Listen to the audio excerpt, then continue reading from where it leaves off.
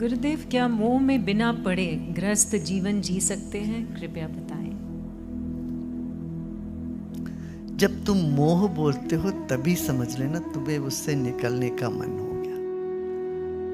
प्रेम जब मोह में बदल जाता है तो तकलीफ देती है, कष्ट होता, परेशानियां आती है, ना कुछ किसी ना किसी को समस्याएं बनती रहती है।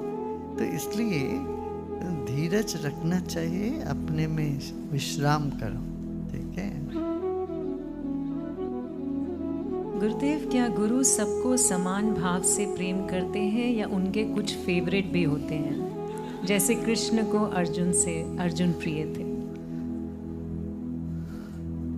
सबके लिए समान होते ही हैं। कृष्ण कई बार कह चुके हैं, मेरा कोई मित्र नहीं, मेरा कोई शत्रु नहीं, सब मेरे लिए बराबर है। फिर भी जो मेरे काम में आते हैं वो मेरे बहुत प्रिय है, ये भी बोल देते हैं। मेरा काम जो कर रहे हैं वो मेरे लिए प्रिय है।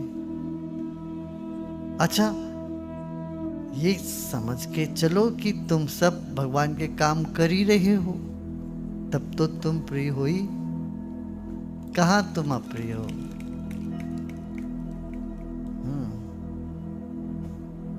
पूज्य गुरुदेव, जब आप मगर ये बात है, कृष्ण के लिए विदुर भी उतने ही प्रिय थे, युधिष्ठिर भी प्रिय थे, मगर जिन जिन को जो जो काम में लगा ना उस वक्त उनको लगाते थे और उस वक्त उनको उस तरह से बातें कहते थे।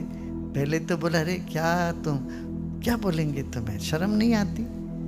लोग बोलेंगे तुम्हें कायर, मर जाना बेहतर है, तुम कायर के नाम से जीने से बेहतर है मर जाना। इस तरह से उनको, उनके अहंकार को चोट पहुंचाया, उनको उकसाया। फिर बोले, क्या तुम बेवकूफ है, समझते अपने आप को बड़े बुद्धिमान। इस तरह से पहले डांटा डपटा सब कुछ किया। फिर 11वें अध्याय में आके उनको विश्व रूप दर्शन दिखा दिया। तब घबराने लगे, कांपने लगे, बोले नहीं तुम तो मेरे प्रिय हो, मेरे दोस्त हो। 12वें अध्याय में भक्ति बता दी। तो कदम पर कदम दर कदम उनको लेके लेते आगे बढ़ाते चले गए उनको। तो ये कृष्ण की अपनी तरीका थी।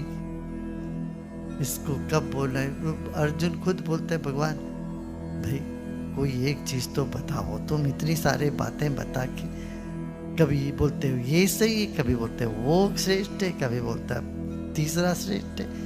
मेरा बुद्धि को इतना पहले से मैं भ्रमित हूँ, अब ऊपर से तो मुझे और कंफ्यूजन करते जा रहे हो। कुछ तो बोलो, सही जो सही है वही बोलते। तो इतना प्रश्न सब करने के बाद आखिरी में बोलता, अरे भाई छोड़ सब, तुम मेरे शरण में आ जाओ, मैं तुमको सब कर देता हूं।